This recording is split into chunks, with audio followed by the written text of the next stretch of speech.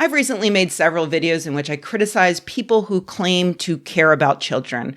I think it's finally time that I make a video in which I actually call out a way that our society really is harming children and pointing out the efforts that can stop that from happening. Because right now in the United States, we are allowing millions of children to choose a lifestyle that will give them permanent life-altering physical changes that could be irreversible and can be absolutely devastating. Parents and even schools are allowing this to happen because it's not seen as politically correct to call it out. Well, I, for one, am willing to put myself out there because, frankly, I care more about our nation's children than I do about being seen as respectful of what is ultimately a very damaging culture. That's right. I'm once again talking about American football.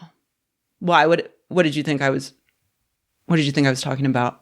I swear this is going to be my last video about hand egg for a while, but I just couldn't help it because there have been 2 studies recently published with stark, unquestionable evidence showing that football is royally fucking up our children's brains. First up was this study in Nature, Longitudinal Changes in Resting State fMRI Brain Self-Similarity of Asymptomatic High School American Football Athletes. That's a real mouthful, so let's talk about what that means. Researchers gathered 40 high school football players, high school in the United States, that's about ages 14 to 18. So we're talking about teenage boys.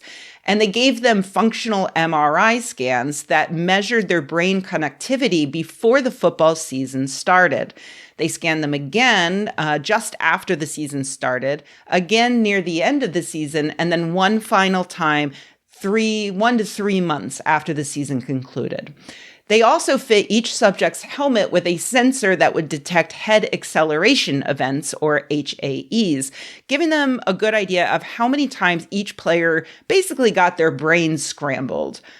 Major injuries like concussions are relatively rare, but researchers suspect that high school football players experience hundreds and even thousands of HAEs each season, and we don't really know what kind of damage that does. The researchers compared each player's later scans to their earlier scans, and what they found was that brain connectivity changed drastically by the later half of the season, with players who experienced more HAEs showing larger differences between scans. The sort of good news is that a few months after the season ended, the players' brain connectivity seemed to go back to looking like the preseason scans. We know that our brains are very flexible. It's an incredible organ that's constantly repairing itself, forming new connections. So it's great that with maybe enough time between seasons, kids might recover. But the researchers do note that it may not be as full a recovery as their research suggests, because previous research has shown differences in preseason scans between athletes who are in contact sports and those who are in non-contact sports. They also point out that other research has shown brain recovery doesn't start immediately after the season ends. Kids can't just finish up the football season and then jump right into another contact sport if they want their brains to fix themselves. It's also pretty upsetting that this shows evidence that we have 1 million kids who are spending several months of the school year with damaged brain connectivity, and none of them show any outward warning signs like you would see with a concussion. Again, this isn't from diagnosed concussions. This is everyday jarring head movements that inevitably happen when you're playing a contact sport like American football. The study itself does have a number of limitations. Most importantly, in my opinion, is that there was not a true control group.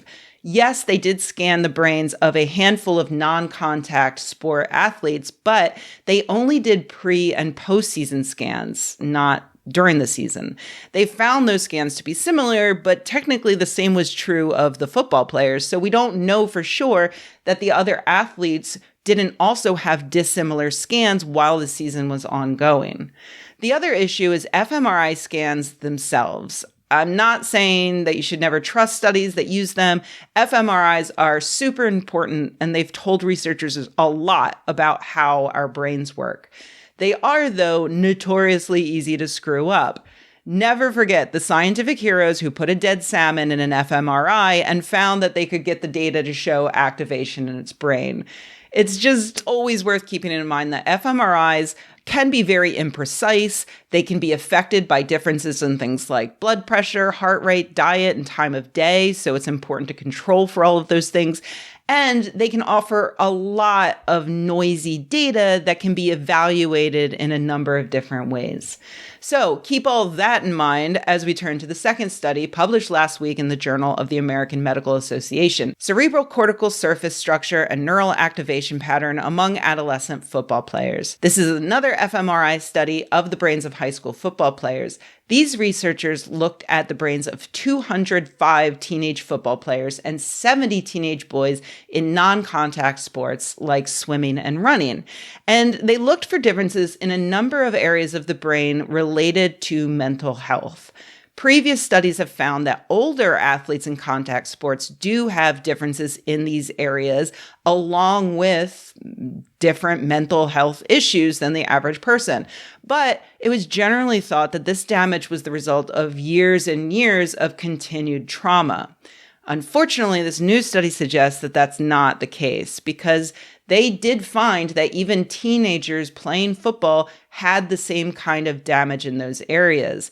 In 2 scans 1 year apart, both done in between seasons, football players showed cortical thinning and changes in brain folding, lower brain signaling and coherence in frontal and medial parts of the brain, but increased signaling and coherence in the occipital lobe. That increase is in areas associated with visual memory and attention, and you might think increase must be good, but the authors point out that this mirrors previous research that found the same signaling in patients with mild traumatic brain injury, and it was significantly associated with clinical cognitive dysfunction.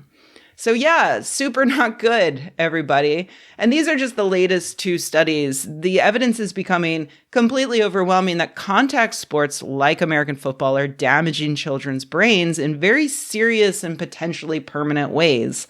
Have you ever played that game with your friends where you try to think of things that currently our society sees as perfectly fine, but in the future you suspect it'll be seen as monstrous or maybe even made illegal? For me, thanks to this growing body of research, it's one of those things has got to be contact sports for children and teens. Mark my words, future generations are going to look back and ask us, hey, why did you not just tolerate but celebrate this obvious child abuse?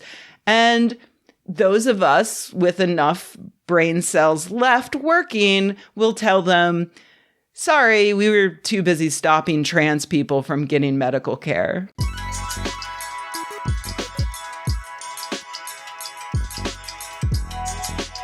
Hey everybody, thanks for watching. If you enjoyed this video, please give it a like. If you loved the video, please subscribe. And if you think the world could use more videos like this and you happen to have a few bucks laying around, head to patreon.com/Rebecca and join an awesome community of nerds like the people whose names you see on the screen right now. Thanks.